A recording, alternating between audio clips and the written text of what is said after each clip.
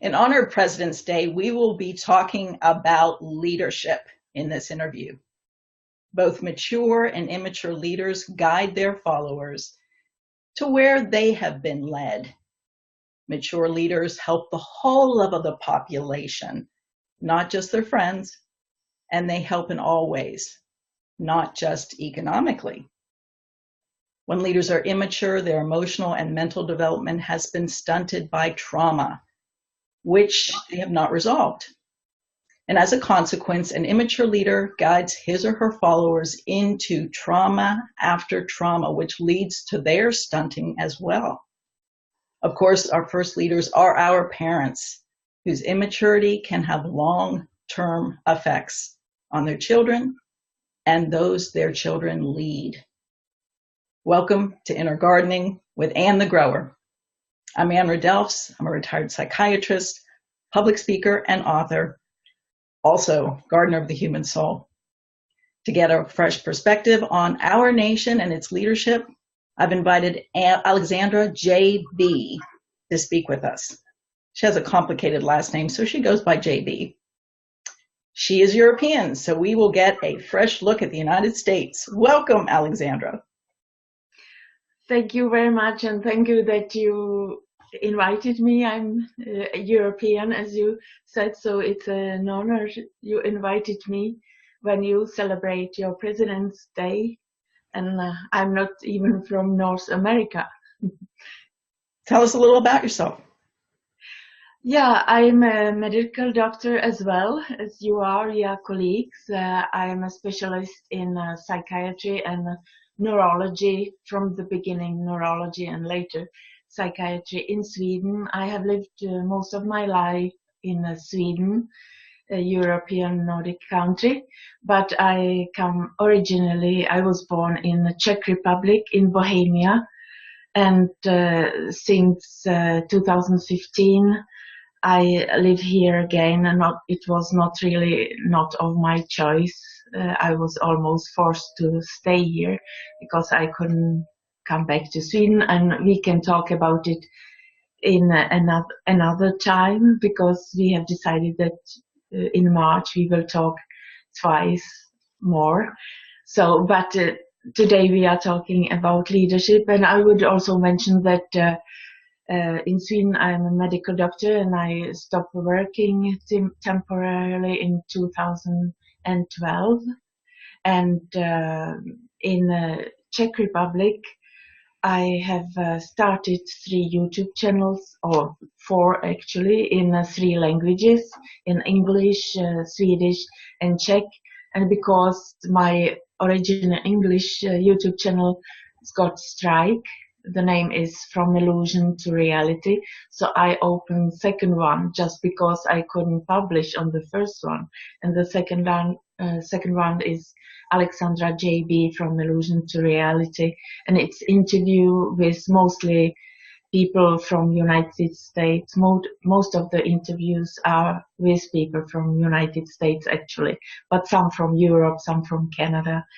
And I have done also organized 3 conferences From Illusion to Reality, 2 in 2016 and 1 in 2017.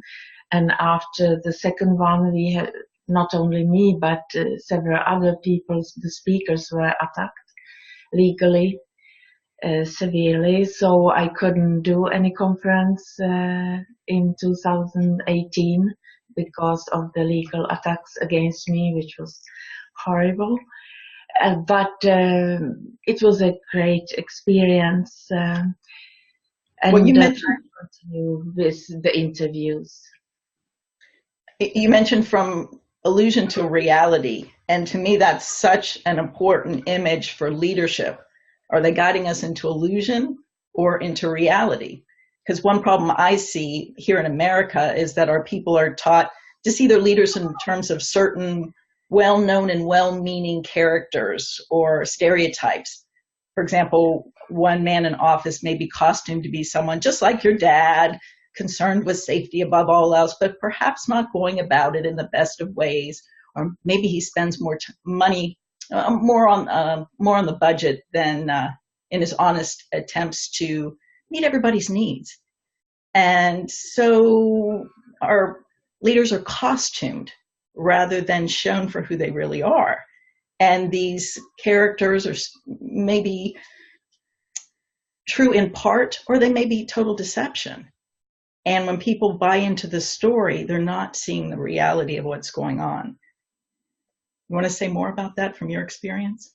Yes, and we have here a conspiracy that was ongoing not only hundreds of years, but millions of thousands of years. And I believe that at least I have woken up to this fact first in the year 2013. I had no idea before that. Certainly, I saw that in Sweden things got worse and worse, but I didn't know that there was a conspiracy. And if you remember the important speech of your president, J.F. Kennedy, from 27th of April 1961, it's almost 58 years ago, when he spoke about secret societies. You can find the speech on the internet, and it's a very important speech that everybody should listen to. And he speaks about a global conspiracy, ruthless, monolithic, that work in secrecy, and that it involve both military intelligence, like secret services, like the whole society, aspect like of the society is in conspiracy. And he was warning us. And what happened to him? He was assassinated then on 22nd of November 1963. Yes. So, and then it was, the warning came in 1961, and also another of your former presidents, Dwight Eisenhower, has warned you. Before that, it was in January 1961 when he warned about the military-industrial complex. So that these two presidents, they knew that there is some conspiracies and that we should be careful. And it was what leaders should do, warn us and do something about a problem. Isn't it so? Yes, I mean, mature leaders warn. They protect the population as they, as children, were protected. But immature leaders don't have this ability since they were not protected as children. And like preschool children, they engage in fantasy play, or let's pretend, and create a story which makes them seem much more capable than they actually are. And again, they're creating illusion rather than reality, where mature leaders take us. And since you're quoting presidents, I will quote one myself.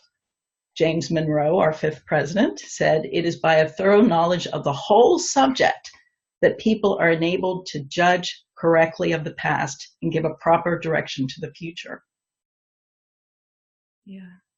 And I would also mention that I have heard, as a European, that maybe you have now 45th president, so 45 presidents, that I have heard the number that 1/3 of your president were actually assassinated. I don't know if it's true or not, but we know about J.F. Kennedy was assassinated and Abraham Lincoln. But I also believe, as many other people, like Kay Griggs, if you know who Kay Griggs is, she has, it's a video, Illuminati wife tells all, millions of people have seen her video. So she mentioned that one thing that I also believe, that your US president number 2 and 3, two of the founding fathers, Thomas Jefferson and John Adams were assassinated exactly 50 years after the Declaration of Independence was signed on 4th of July 1776, because they died on 4th of July 1826, exactly 50 years later. It sounds so almost impossible that it's a coincidence. So I have heard several people talk about that they were actually assassinated, and several more in secrecy. I don't know exactly, but what I have heard. And then there are presidents, and it's not only our country. I'm telling you here, it's not so much better either in Europe, but that presidents actually worked for the shadow government, the shadow totalitarian government that many of us know exists. It's also a type of leadership, an evil leadership, Uh-huh. the conspiracy. Well, So listeners may be wondering who these evil leaders are. And to me, they were once children who had no one who could validate their true life story and help them work through their many traumas. And as a result, they could not grow to maturity. Instead, they stayed very young in their emotional and mental development, and they learned to create these impressive images and tell stories rather than speak the truth. And meanwhile, their traumatized identity recreates their traumas with the population they're leading. So trauma recreation is a symptom of post-traumatic stress. And another symptom is, of course, avoiding anything that reminds us of our trauma. And what happens when this stuff becomes newsworthy? It's avoided, cover up, false flags, anything to distract from what's really going on. yeah, they call themselves the Illuminati, the secret government, and secret this conspiracy. And when one read the secret covenant of the Illuminati, so I have certainly the expression that they feel themselves different than us. It's us and them for them, and that they feel not equal. They feel that they are better than somehow than we, and they don't want us to realize that we are equal. So they feel superior. It's what they express, I believe. Well, I'm going to quote another president here. This is our 32nd president, Franklin Delano Roosevelt. And he said, quote, "Men are not prisoners of fate, but only prisoners of their own minds," unquote. And what I see these people acting out with populations is the dynamics of their own psychology, what's going on in their own minds. They are split into that dynamic of trauma, perpetrator and victim, and they split the population into that as well. And so they see themselves as superior and the population as inferior, because that's the condition of their own psychology, split in two. Does that make sense? Yeah. Yeah, and I am also thinking when you said Roosevelt about something else, that I believe it was Roosevelt who was the president when a person who is from this very town, he was born in this town in Czech Republic, not Czech Republic by then. It was the name was Czech Republic, but here in Bohemia, where I am now in Central Europe, and this little town, it's named Kladno, which means positivity in translation, and Bohemian Grove you have in United States, Yes. in northern California, and it's from Bohemia. The name it has the connection to Bohemia. But what I want to say that here in this town was born a man who was a mayor of Chicago. who worked against mafia a lot, and he could have been a good leader, but he was assassinated in 1933, I believe in Florida, in Miami. And I believe that the explanation that the shooter wanted to kill Roosevelt, but I believe they wanted to kill this man. His name is Cermak, uh, Anton Cermak, and he was assassinated in 1933, and he was a mayor of Chicago. And my family lives, or part of our family live in Chicago, Chicago region. So I know about him, and he is well known here in this town that he was a mayor of Chicago, and we celebrate him like here, that he was important man who was murdered because he fought mafia. But even if the explanation is that Roosevelt was the real target, I believe it was anyway the president, some of your president that was together with him there in Miami, in Florida, when he was assassinated. If you understand my English. Sure, sure. And that's why you're so interested in the States, isn't it? Because you have family here? Isn't that how it all got started? Yeah, I have family and 5 cousins and 2 aunts. One of them was born in Chicago region.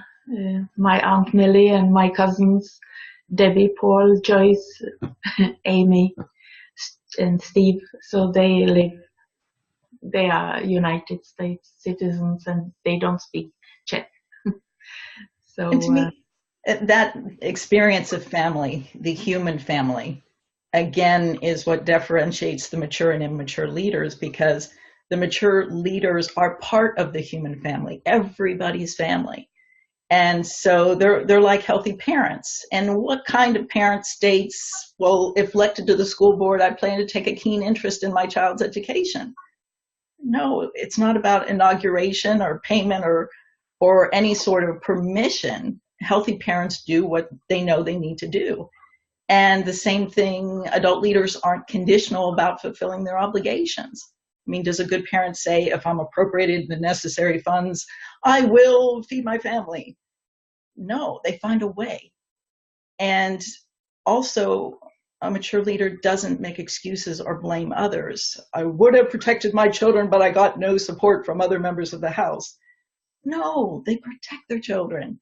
So a psychologically healthy leader, like a responsible parent, sees past the images or costumes children wear, the fantastic stories they tell, or the grown-up roles they play act, and they relate to the vulnerable, wounded, and needy psychological kids residing in bodies large and small who require adult attention. yeah, and I would say also something else, that in 2013, when I understood that we are in danger, your countrymen are in danger, we too, and I learned about New World Order and the Illuminati. So I also came in contact with several other very courageous Americans, and for example Deborah Tavares from StopTheCrime.net and PrimaryWater.org. She is a real American hero, and I hope that such people become leaders of your country and here also, because this is a global problem. And I met others, Fritz Springmeier, who has written The Bloodlines of the Illuminati, and I saw his faith and his courage to speak up, to expose. And I have been in contact with, maybe Kerry Cassidy Project Camelot, who Kerry exposes a lot of problems, 5G, the type of danger that like the Illuminati are attacking us with, the dew made for wildfire fires in California, which was not wildfire. Really, it was man-made. Weapons were used. Obviously, you could see that the metal was like melted. And the trees were still standing. I've seen those videos as well. It didn't make any sense, and all the people, the courageous people in the United States and other countries who these people should be the leaders, and we should have some other type of leadership or system than this, that people could be killed without any trial, assassinated. And it's here, it's in your country, in our country. So we all should do something about it, what is in our power, and take the little leadership around yourself, and or in bigger, Yet like you mentioned many people that have stood up and done something very important, not because they were put in office, but because they're human beings that saw a need and fulfilled it. To me, that is a mature leader. yeah, absolutely. So I have learned a lot from these people we are talking about, the last, since 2013. Um, I can mention many more. And also what I would like to say before, I don't know how long you want to, your program is usually 25 minutes or something, and I have the tendency to talk a lot. But what I would like to mention when we speak about the leadership, also I have interviewed a writer, uh, Agnew, Brooks Agnew, if I pronounce the name right, and he has written a book, um, I don't know, Charm of Favor, and he explained it so well that it's about a family of one of them was the president of your country, so you can check it out what the book is about. But what he said, like that certain people, they have the looks, so that we trust them and as leaders, and another one who don't look this way you wouldn't trust, and these people are totally not trustworthy. But you trust them because they have this charm of favor that you automatically believe that they are good people and that they want to help you. And Well, again, that's creating an image that goes along with stories that we've been trained in. And if we're not stuck in young stages of development, psychologically speaking, we don't fall for these things. But the younger we are inside, the more we look at appearances, and yes, we believe the stories. And that's why it's so essential that we do our own inner work, get past the images and storylines from our own lives, speak the truth in our own lives. That makes a difference. That will ultimately, the more of us that do that, will impact the leadership in our nations and in our world. But I so appreciate the time you've spent with me today. Is there anything else you want to say before we conclude?